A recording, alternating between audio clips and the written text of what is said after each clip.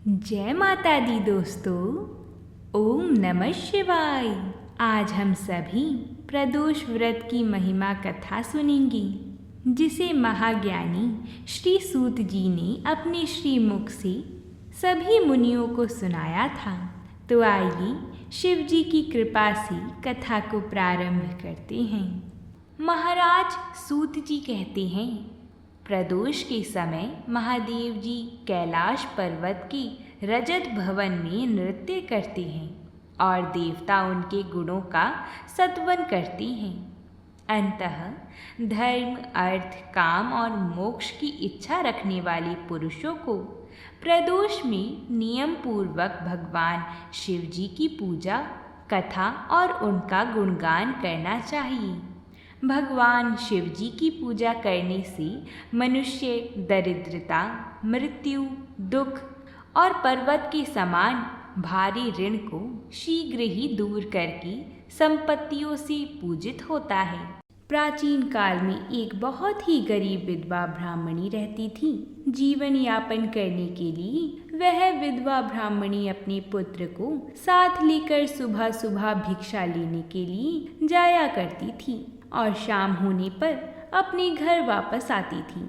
एक दिन जब वह विधवा ब्राह्मणी भिक्षा लेकर घर वापस आ रही थी तो उसे एक नदी के समीप एक खूबसूरत बालक बैठा दिखाई दिया, पर वह विधवा ब्राह्मणी उस बालक को नहीं पहचानती थी।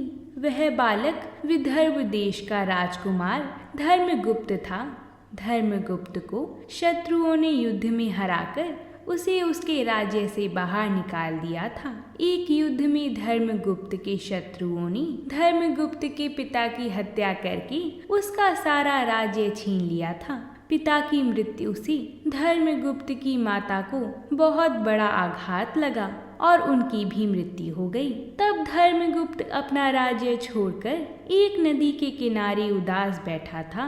ब्राह्मणी को उस बालक पर दया आ गई और वह धर्मगुप्त को अपने घर ले गई और उसका पालन पोषण करने लगी। विधवा ब्राह्मणी धर्मगुप्त से अपने पुत्र के समान ही प्रेम किया करती थी। राजकुमार धर्मगुप्त भी उस विधवा ब्राह्मणी के साथ रहकर खुश थे। कुछ समय के बाद वह विधवा ब्राह्मणी दोनों बालकों के साथ मंदिर में दर्शन करने के लिए गई। मंदिर में उन्हें ऋषि शांडिल्य मिले। ऋषि शांडिल्य एक बहुत ही महान ऋषि थे, जिन्हें सभी कोई मानते थे। जब ऋषि शांडिल्य ने धर्मगुप्त को देखा तो तब उन्होंने विधवा ब्राह्मणी को बताया कि यह बालक विदर्भ देश के राजा का पुत्र धर्मगुप्त है। इसके पिता युद्ध में वीर गति को प्राप्त हुए हैं। ऋषि शांडिल्य ने विधवा ब्राह्मणी को धर्मगुप्त की माता की मृत्यु के बारे में भी बताया। जब विधवा ब्राह्मणी को यह सभी बातें पता चली तो वह बहुत दुखी हुई। जब ऋषि शांडिल्य ने ब्राह्मणी को प्रदोष व्रत के बारे में बताया तो शांडिल्य ऋषि की आज्ञा का पालन करते हुए विधवा ब्राह्मणी और दोनों बालकों ने प्रदोष व्रत करना प्रारंभ कर दिया।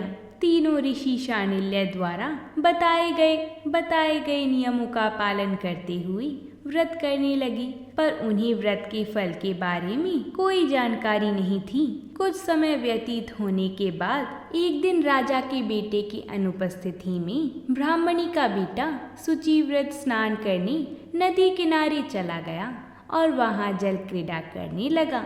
संयोग से उसी समय उसे नदी की दरार में चमकता हुआ धन का बड़ा सा कलश दिखाई दिया। उस धन पूरित कलश को देखकर शुचिव्रत बहुत प्रसन्न हुआ।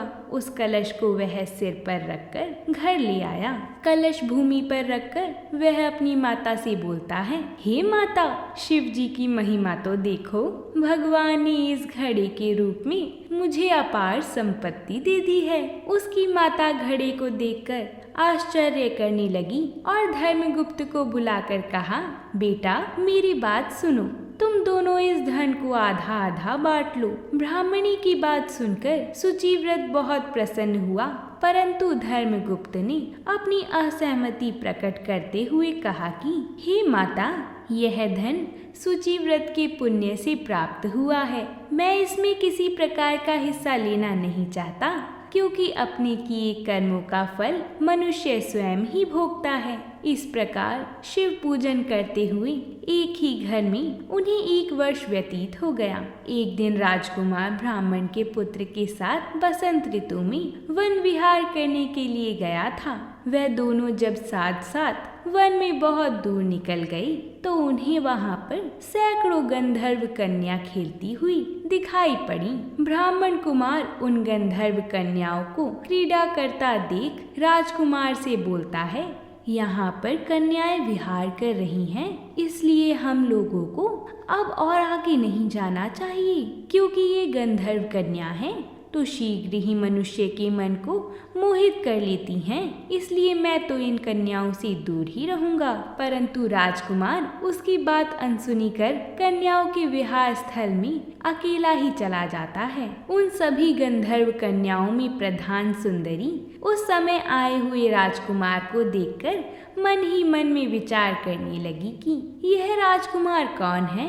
उस राजकुमार के साथ बातचीत करने के उद्देश्य से सुंदरी ने अपनी सखियों से कहा, सखियों, तुम लोग निकट के वन में जाकर अशोक, चंपक, मोलसीरी आदि के ताजे फूल तोड़कर लाओ, तब तक मैं तुम्हारी प्रतीक्षा यहीं करूंगी। उस गंधर्व कुमारी की बात सुनकर सभी सखियां वहां से चली गईं।